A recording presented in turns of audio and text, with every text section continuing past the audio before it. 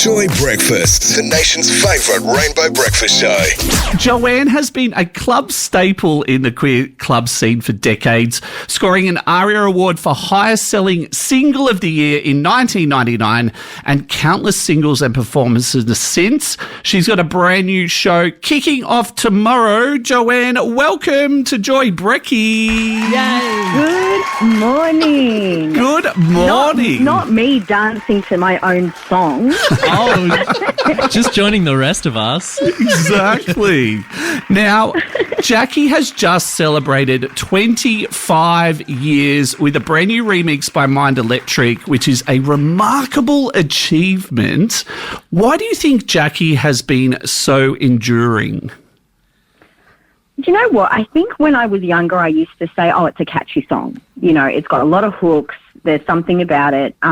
Now that it's years on, you know, it's not just my song. It's like a situation of it's our song. This song means so much to so many people for different reasons. Yes. I hear the most incredible Jackie stories from people all the time, whether it's, I remember, you know, I've had people message me and tell me, you know, I had my first kiss dancing to that song. Oh, that's so you know, cute. I've got memories of this. I've got beautiful friends of mine who told me that, you know, I did my first drag performance to this song, or I've had so many meaningful stories.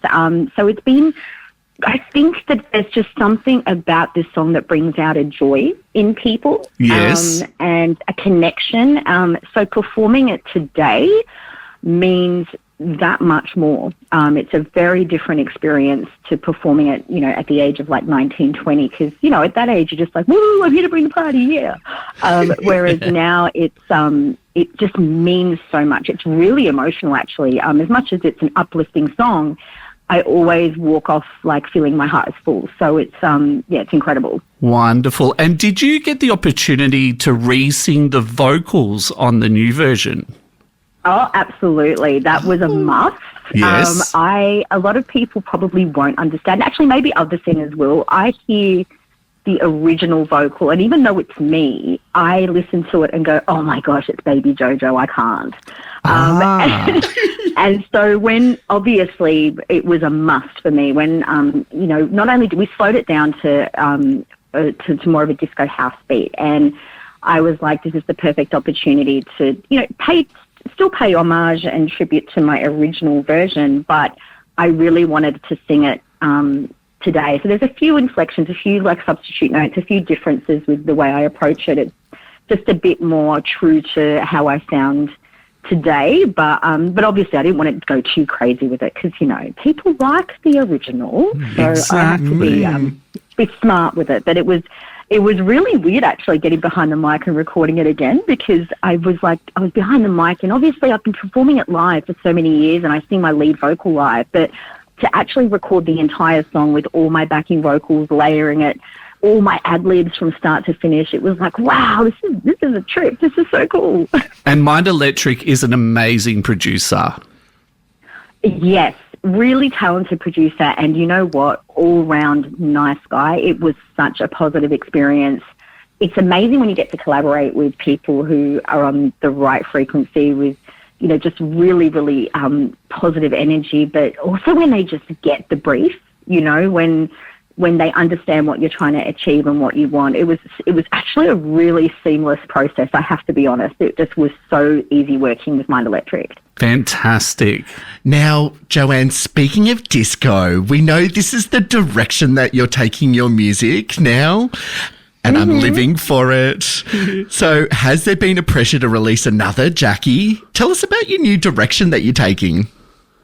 I'm really excited. So, you know, a lot of people probably don't know this. When I was coming up with the voice that I have, I always kind of felt like I was on this little island by myself in the local scene, you know. I didn't have a sweet voice. I wasn't poppy. I mean, the songs were, but I just had this, I guess, mama of a voice. And I guess often, you know, there was a little bit of feeling displaced. And now that years have, I guess, gone on and this house sound is still alive, the disco house sound is so alive, there's very much a place for my vocal. And I've always loved disco house and funk and soul. I mean, it's a part of the staple of who I am. I mean, as much as I was an R&B head growing up, I listened to all of that as well. And it's just amazing to hear all these tracks, big voices, soulful voices just being appreciated. And so now that my vocal, when you master your craft and you keep working on it for so many years, and I'm not saying I'm a master, but, I'm trying to be the best I can be, you develop this muscle and your ability to do things. And my voice is kind of bigger than ever now. So I guess it's one of those things where I'm just super excited to write songs and create music where there's a platform for me to be as big and growly and and soulful and raw as I want to be, and I don't have to hold back. I don't have to worry about, is it too much? So I'm really excited. Well, we love it. And jumping in, I'd need to say, yes, you are a master, and it is masterful, because we saw you at Greg Gould's album launch and seeing, goodness. So if you heard squealing from just beside the stage, it was me. Hi. I was squealing with joy with you up there. And your rendition of Don't Let Go, originally done by En Vogue, was amazing. So, thank you. I've always loved that song, and it's a song that I've sung since the En Vogue days, and obviously Greg did an absolutely beautiful rendition of it. So when he asked me and said, "Hey, do you want to jump up and sing that with me as well?" I was like, "Yes!" And obviously because there was strings and it was a really emotional, beautiful, emotive version of it. So you're able to just lose yourself. I don't know what I did. I was just in the moment, but it feels beautiful to sing like that, and to sing with someone like Greg. I mean, he's an incredible vocalist. He's great to sing with. Well, thank you for sharing it with us. It's beautiful. I also have my own little squealing in the audience at Joanne's story that I would love to share with you. Oh my God, please do. I'm ready. I'm ready to listen. So I was at Circuit one night, and I think it was some kind of anniversary of the venue, and you made a surprise performance. There was like no warning whatsoever. All of a sudden, you came out on stage. I was literally squealing for weeks. I had like Jackie's CD single. I broke it. I played it that many times. Plus the back catalogue. Love it all, but I'll stop fangirling. How does it feel to perform in those kind of like intimate venues, and especially spaces that are really important hubs for the LGBTQIA plus community?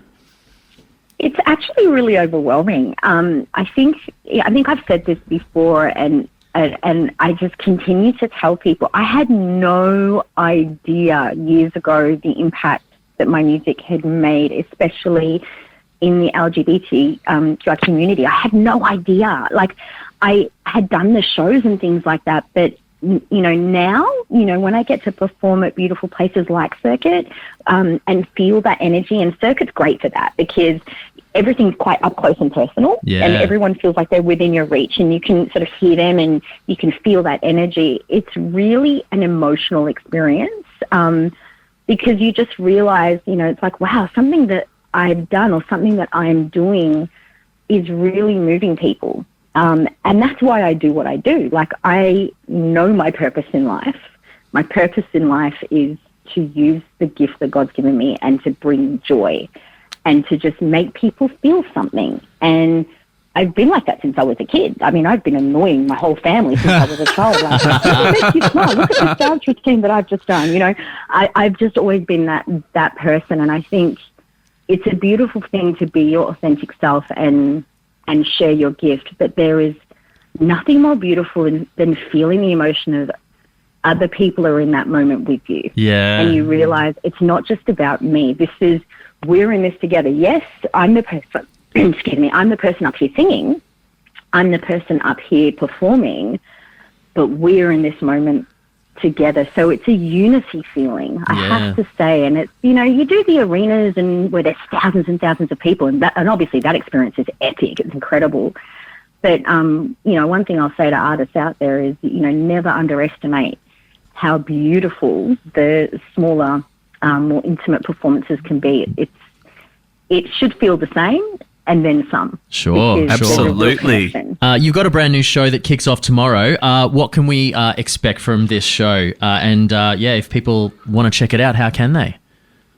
Oh my gosh, I'm so excited. So tomorrow night at 161, so 161 Thursdays, invited me to headline a show. So I'm going to be performing 1 hour of disco house tunes. So it's my first ever full disco house show. And I'll be doing some classics. I'll be doing some mashups and medleys, which I'm known for doing that. And I've had so much fun creating the show. I can't even tell you. And I'll be joined on stage by, DJ Sax Guitar and the incredible Delonce and Claire Knight are supporting me. So if you want to get some more information about the shows, obviously my Instagram, which is at Joanne Music with a K, and also you can head to the 161 website where there are links for all the information you need. So please come down. I'll be on at 9 o'clock. So the supports and everything kicks off around 7:15 p.m. But I'll be on from 9 till 10. Awesome. Wonderful, Joanne. Thank you so much for chatting to us on Joy Brecky. It has been our absolute pleasure. Oh, It's been my pleasure, and thank you so much for always supporting my music. And to all the listeners out there, I hope you have the most perfect day. Thank you so much for having me.